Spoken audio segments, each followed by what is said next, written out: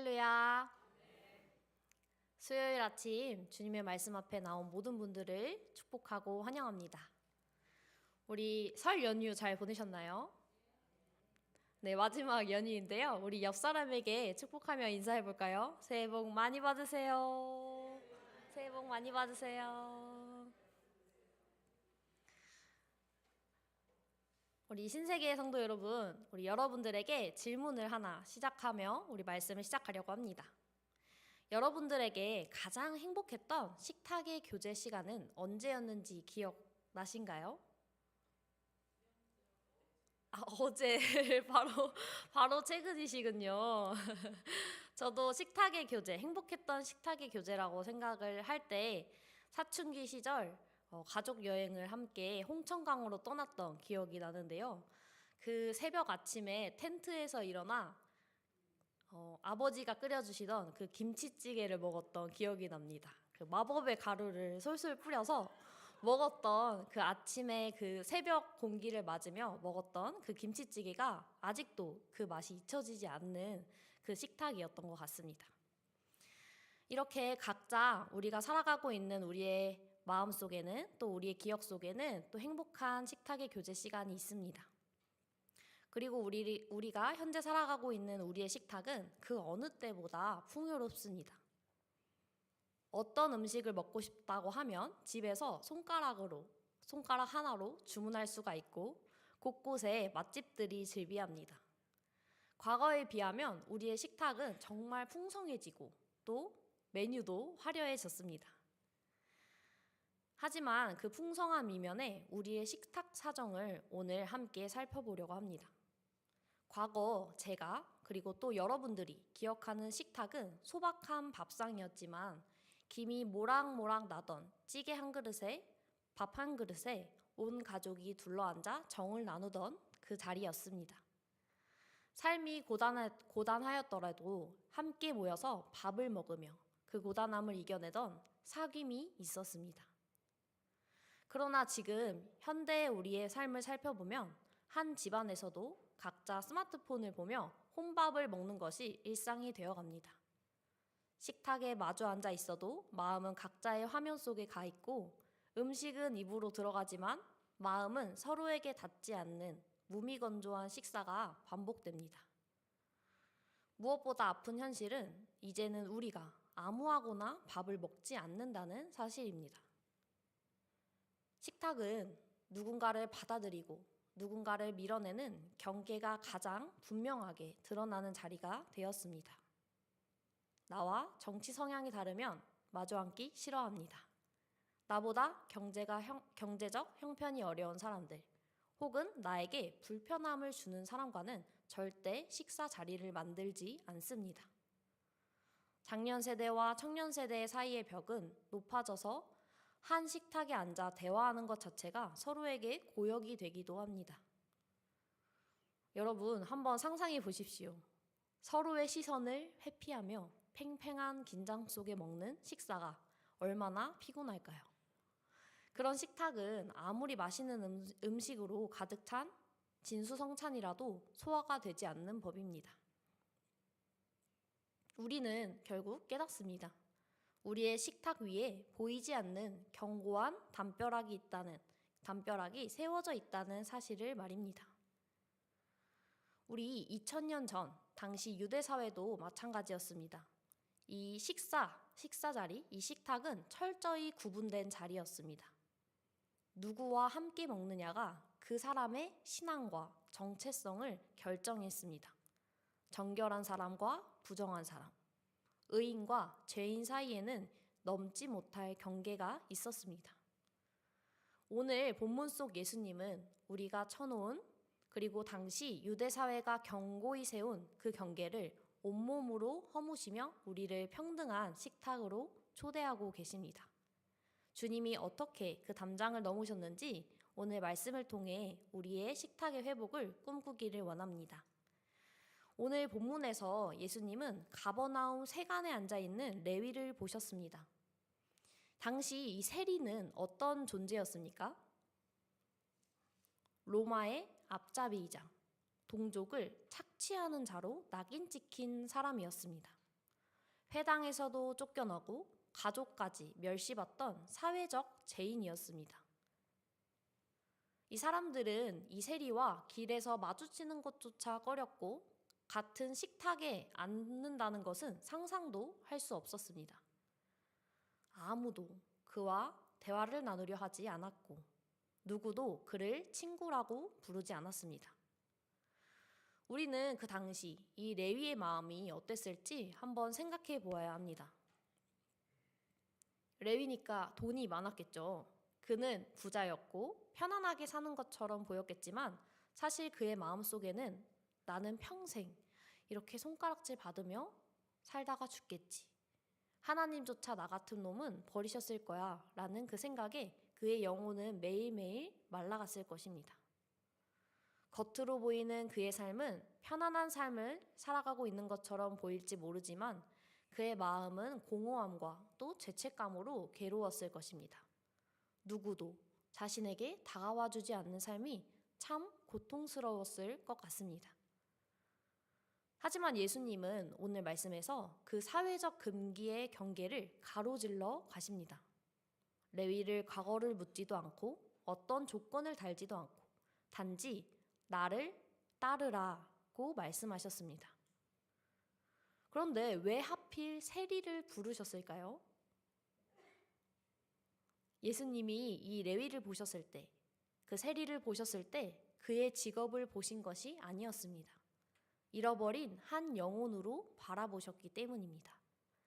주님은 그의 마음을 꿰뚫어 보셨습니다. 그의 마음속에 공허함과 채워지지 않는 그 갈증들, 그리고 외로움을 보며 이런 것들로부터 벗어나 새로운 삶을 살아가고 싶어하는 그의 마음을 주님께서는 꿰뚫어 보셨을 것입니다. 그 마음을 보시고 잘못된 삶에서 돌이켜 새로운 삶을 살아갈 수 있도록 주님께서는 도와주셨습니다. 주님은 우리의 마음을 다 아시는 분입니다. 우리의 괴로움과 갈급함을 모두 아시고 상한 마음을 가진 우리에게 오셔서 말씀하십니다.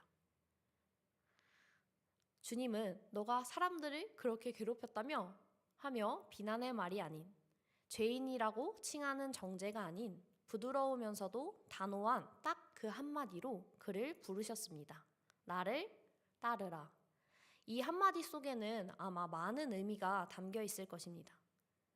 아마 지금과 같은 삶이 아닌 나를 따르는 삶으로 살아가라는 말씀이지 않을까라고 우리는 추측해 볼 수 있습니다. 예수님은 이 세상이 죄인이라는 굴레 속에 가둬둔 이 한 사람을 향해 먼저 손을 내미셨습니다. 이 나를 따르라 라는 이 짧은 한마디는 레위가 평생 짊어지고 온 이 세리라는 지워지지 않는 낙인을 단번에 지워버리는 해방의 선언이었습니다. 주님은 그의 과거를 어떻게 살았는지 캐묻거나 앞으로 착하게 살면 내 제자로 받아주겠다라는 조건을 걸지 않으셨습니다. 이것이 바로 우리가 이야기하는 주님의 은총입니다. 세상은 우리를 외모로, 직업으로, 재산으로 등급을 매겨서 경계 밖으로 밀어내지만 주님은 우리의 존재 그 자체를 바라보시는 분입니다.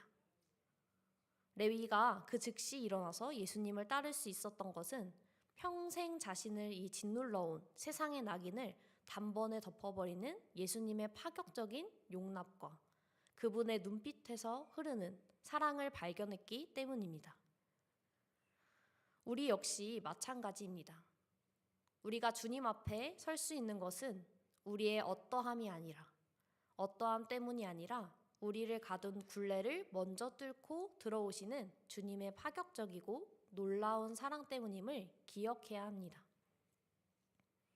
14절을 살펴보면 예수님이 자기를 부르시자 부름받은 레위는 즉각 자리에서 일어납니다. 자신의 오랜 자리, 익숙한 그 세관의 자리에서 일어납니다. 이것은 단순히 몸을 움직인 것이 아닙니다.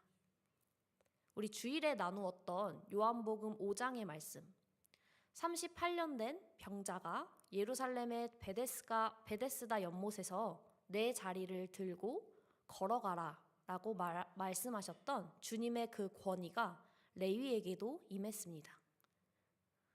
예수님이 나를 따르라 라고 말씀하시는 순간 그 사람의 인생은 새롭게 정의됩니다.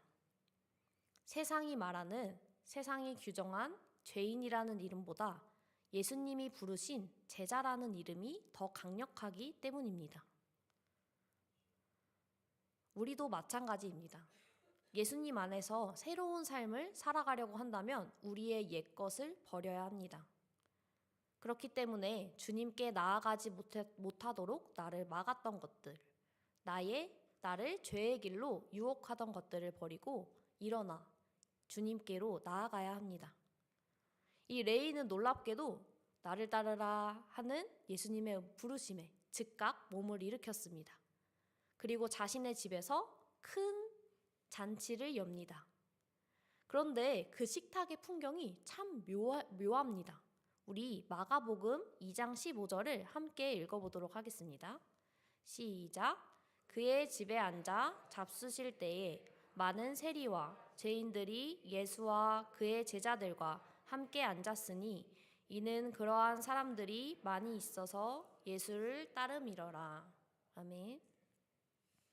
여기서 이 함께 앉았다라는 표현은 원어로 보면 단순히 밥만 먹는 것이 아니라 당시 귀족들이 정찬을 즐길 때처럼 비스듬히 기대어 누웠다라는 뜻입니다. 이것은 정말 혁명적인 장면입니다. 거룩하신 하나님의 아들이 율법이 엄격히 금지된 부정한 자들과 한 상에 누워 음식을 나누고 계십니다. 당시 이 유대교의 거룩함은 분리해 있었습니다. 부정한 것을 멀리해야 거룩해진다고 믿었습니다. 그래서 그들의 식탁은 높은 담을 쌓으며 살아간 것이지요. 하지만 예수님이 보여주신 거룩함은 달랐습니다. 그 자리에는 예수님과 제자들뿐만이 아니라 낙인 찍힌 세리들과 익명의 죄인들이 가득했습니다. 여기서 이 죄인이라는 표현은 그 당시 율법을 어기고 회당 출입도 금지된 사람들을 가리키는 말이었습니다. 당시 이 유대교 관습으로 볼 때 부정한 자와 함께 식사하는 것은 자신을 더럽히는 일, 오염시키는 일이라고 여겼습니다. 하지만 예수님은 이 율법적인 장벽을 단호히 깨뜨리셨습니다.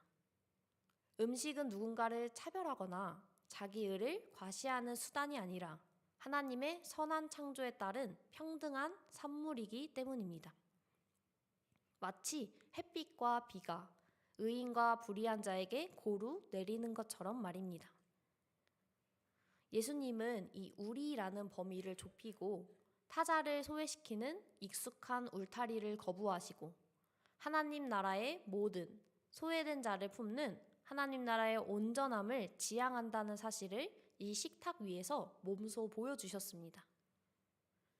그렇다면 이 파격적인 광경을 본 바리새파 서기관들은 어떤 반응을 보였을까요? 바로 비난을 쏟아냅니다. 어찌하여 이 죄인들과 함께 먹는 것인가? 그들에게 이 식탁은 차별과 경계를 확인하는 자리였기 때문입니다. 그리고 나서 예수님은 이들에게 이렇게 말씀하십니다. 우리 마가복음 2장 17절을 함께 읽어보도록 하겠습니다. 시작. 예수께서 들으시고 그들에게 이르시되 의사가 쓸데없고 병든 자에게라야 쓸데있느니라. 나는 의인을 부르러 온 것이 아니요 죄인을 부르러 왔노라 하시니라. 아멘. 바리새인들이 추구한 거룩이 전염되지 않으려 피하는 거룩이었다면 예수님의 거룩은 침투하여 치유하는 거룩이었습니다. 주님은 이 죄인들과 함께 식사를 하심으로 당신이 더러워지는 것이 아니라 오히려 그 부정한 죄인들을 당신의 거룩함으로 전염시켜 치유하셨습니다. 17절에서 예수님은 자신을 누구라고 정의하죠? 의사라고 정의합니다. 의사가 필요한 곳이 어디입니까? 병자이죠. 의사는 병자가 있는 곳에 가야 합니다. 병자를 피하는 의사는 의사가 아닙니다. 예수님은 비난받을 위험을 무릅쓰고라도 죄인의 친구가 되어줌으로써 거룩함이란 나를 지키기 위해 담을 쌓는 것이 아니라 상처받은 이들을 치유하기 위해 그 담을 넘는 것임을 가르쳐 주셨습니다. 예수님이 이 레위의 집에서 보여주신 식탁은 단순한 한 끼 식사가 아니었습니다. 그것은 우리가 쌓아올린 사회적, 종교적, 심리적 경계를 무너뜨리는 하나님 나라의 모습이었습니다. 지금 여러분들의 식탁 앞에는 누가 앉아 있습니까? 혹시 마음의 빗장을 굳게 걸어 잠그고 내가 정한 기준에 미치지 못하는 사람들은 경계 밖으로 밀어내고 있지는 않으십니까? 식탁에서 시선을 회피하며 팽팽한 긴장 속에 밥을 먹는 것은 주님이 원하시는 그리스도인의 삶이 아닙니다. 주님은 오늘 우리에게 이렇게 말씀하십니다. 내가 너를 조건 없이 용납했으니 너도 너의 식탁에 그어진 경계를 지워라 하고 말씀하십니다. 사랑하는 성도 여러분, 한번 지난 나의 삶을 돌아보며 생각해 보시길 바랍니다. 혹시 우리의 식탁은 여전히 내가 그어놓은 선 안에서 있는 사람들만 환영받는 자리가 아닌지, 신앙에서 멀어진 가족, 옛 관계로 불편해진 친척, 경제적인 어려운 친구를 우리는 마음속으로 멀리 두고 있지는 않은지 한번 생각해 보시길 바랍니다. 예수님은 완성된 사람과만 식사하지 않으셨습니다. 아직 변화되지 않은 사람들과 함께 앉으셨습니다. 우리가 먼저 품어야 할 사람은 이미 잘 살고 있는 사람이 아니라 여전히 방황하고 있는 사람일지도 모릅니다. 먼저 내 안에 우리끼리라는 울타리를 직시하십시오. 우리는 본능적으로 나랑 잘 맞는 사람, 나랑 잘 통하는 사람, 나에게 편한 사람들로만 내 주변을 채우려고 합니다. 여전히 내가 편한 사람으로만 내 주변을 채우고 있지는 않습니까? 내가 쳐놓은 그 편안함의 울타리가 누군가에게는 절망의 벽이 되고 있지는 않은지 돌아봐야 합니다. 다른 사람을 배척함으로써 나의 정체성을 확인하려는 이 낡은 습관을 주님 앞에 내려놓아야 합니다. 두 번째로는 예수님의 거룩은 세상에 물들까봐 도망치는 거룩이 아니라 병든 자를 전염시켜 낫게 하는 치유의 거룩이었다고 말했습니다. 우리는 흔히 세상이 약해서, 저 사람이 부정해서 내가 물들까봐 경계를 세웁니다. 그러나 진정한 그리스도인은 세상의 어두움에 물드는 존재가 아니라 내가 가진 그리스도의 빛으로 어둠을 몰아내는 존재입니다. 여러분의 식탁이, 여러분의 대화가, 여러분의 작은 행동 하나하나가 세상의 상처를 보듬어주는 도구가 되게 하여 주십시오. 마지막으로 경계를 지우고 소망의 자리로 나아가십시오. 주님은 오늘 우리에게 말씀하십니다. 내가 너를 아무 조건 없이 내 식탁에 초대했으니 너도 내 식탁의 경계를 지워라. 우리가 예배 때마다 참여하는 성찬의 식탁을 한번 생각해 보십시오. 우리가 다 의인이라서 그 자리에 앉아 있는 걸까요? 우리는 모두 용서받은 죄인으로 그 식탁에 앉습니다. 예수님은 여전히 오늘도 평등한 식탁을 차리고 계십니다. 이번 한 주간 구체적인 실천을 여러분들이 생각해 보셔서 한번 해보시길 바랍니다. 나를 불편하게 했던 사람에게 먼저 따뜻한 인사를 건네보는 것, 나와 생각이 달라 외면했던 사람에게 말을 걸어보는 것, 우리 사회가 소외된 자, 낮은 자들을 향해 여러분들의 마음의 자리를 한 뼘 더 넓혀보시길 바랍니다. 우리가 보이지 않는 이 경계를 넘어서기 시작할 때 비로소 우리의 가정과 우리의 교회는 끼리끼리의 모임을 넘어 하나님 나라의 잔치로 변하게 될 것입니다. 예수님의 권위는 세리와 죄인까지도 제자를 삼으시는 그 넓은 품에 있었습니다. 우리 역시 그 품을 닮아갈 때 우리의 식탁은 소화 안 되는 고역의 자리가 아니라 하나님의 나라에 기쁨이 충만한 평등한 식탁이 될 것입니다. 죄인을 부르러 오는 예수님의 그 파격적인 사랑, 놀라운 사랑이 이제는 여러분들을 통해 또 다른 누군가에게 흘러가기를 소망합니다. 우리가 경계를 넘어 그 손을 잡을 때 그곳에 주님이 함께 계시고 우리 모두를 온전케 하실 것입니다. 이 은총의 사귐이 이번 한 주간 여러분들의 삶의 모든 자리에서 풍성하게 피어나기를 소망합니다. 우리 기도로 예배를 마치겠습니다.